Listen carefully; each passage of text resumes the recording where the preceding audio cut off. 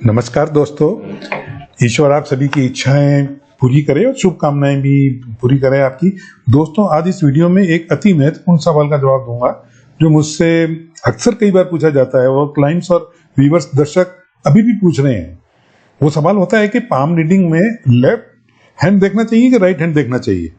मतलब पामिस्ट्री में इंटरेस्ट रखने वालों की उत्सुकता होती है ये जानने की कि हैंड रीडिंग में दायां हाथ पढ़ा जाना चाहिए कि बायां हाथ। इस सवाल का जवाब पहले भी मैं दे चुका हूं, कई बार दे चुका हूं, लेकिन इस वीडियो में मैं पहली बार दे रहा हूं ताकि आप सब लोग समझ सकें और ज्यादा लोगों को ये जानकारी ये मिल सके, ये सच्चाई जान सके कि लड़की हो या स्त्री उसका केवल बायां और लड़का हो या पुरुष उसका दायां हाथ। ये देखने की जो ये पुराना रिवाज चला आ रहा है, क्या ये तर्कसंगत है, ये लॉजिकल है, ये उचित है? तो उसका जवाब मैं दूंगा आपको। तो समझते हैं भाई तर्कसंगत उचित जवाब इसका क्या है। दोस्तों, इस प्रश्न का डेफिनेट निश्चित तौर पर पक्का उत्तर यह है कि जहां तक चाहे स्त्री हो या पुरुष, एक हस्त विश्लेषक को उसके दोनों हाथों का अध्ययन करना पड़ता है। मैं स्वयं भी केवल स्त्री के बाएं हाथ को और पुरुष के केवल दाएं हाथ को देकर भाग बताने की किसी भी रूढ़िवादी पारंपरिक तरीके का पालन नहीं करता हूं। मैं दोनों हाथों का अध्ययन क्यों करना चाहिए, अब इसे जान लेते हैं भाई।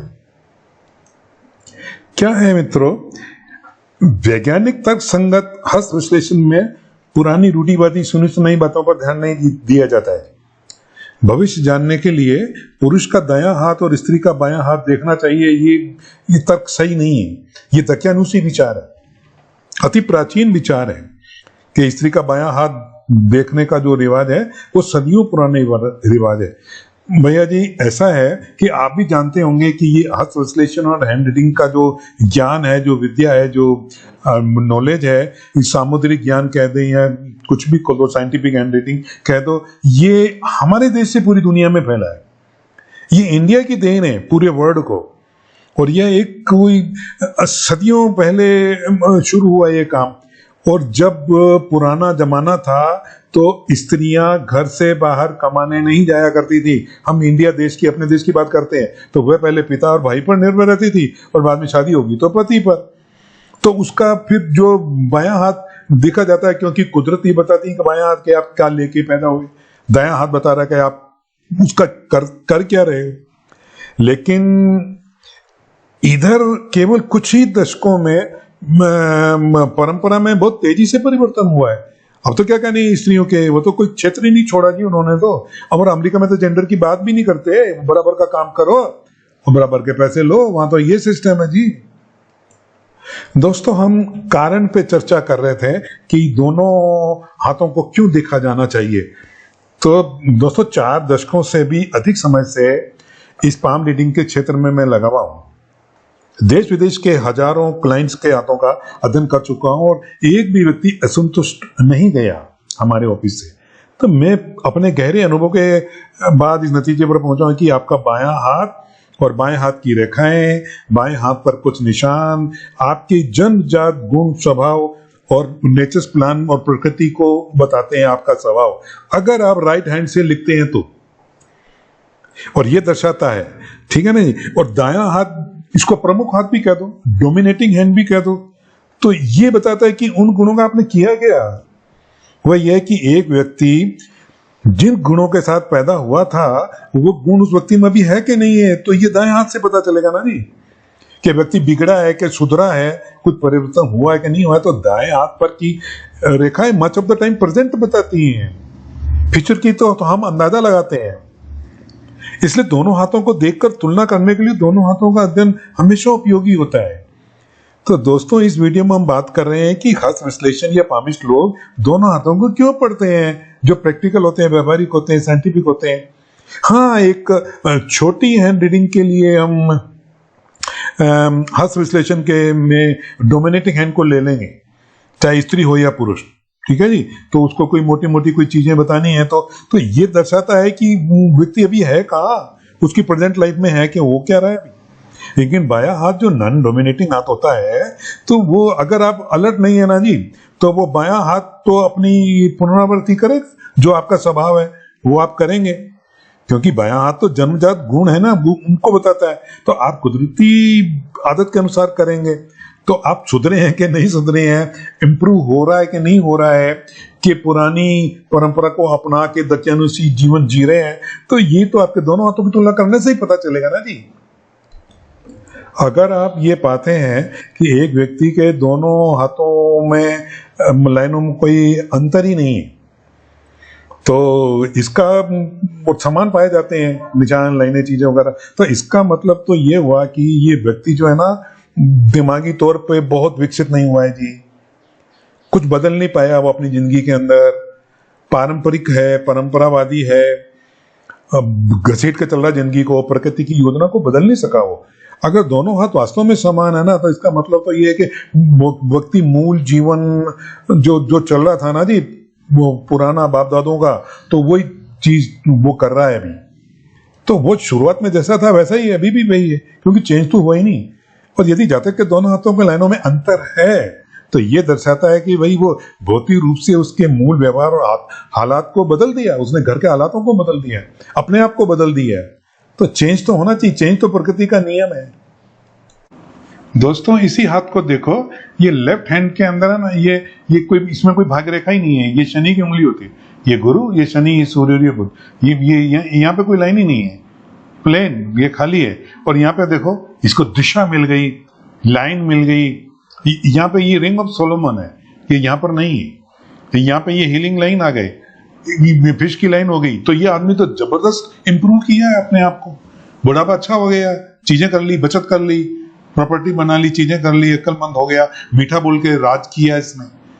और एक दूसरा हाथ मैं बताऊं आपको, देखो आप यहां इसने बिगाड़ कर लिया, इसके बाएं हाथ में ये लाइन ऑफ हार्ट बिल्कुल ओके है, पूरी ठीक जा रही है, यहाँ पे ये ब्रोकन हो गई, ये इसको नुकसान हो गया, बीबी से तलाक हुआ, पैसा चला गया, दिल टूट गया, हालांकि ठीक हुआ, रिकवरी हो गई है, लेकिन ये किस्मत का योग है या इंसान ने खुद ने किया। लेकिन एक अंतर बता रहा हूं कि जैसा हम अनुभव करते हैं वैसी लाइनें हो जाती हैं।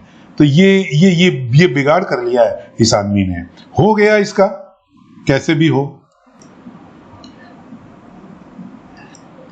दोस्तों चूंकि ये कैमरा पिक्चर है, इसलिए बायां हाथ बाईं तरफ आएगा, दायां हाथ दाईं तरफ ही आएगा।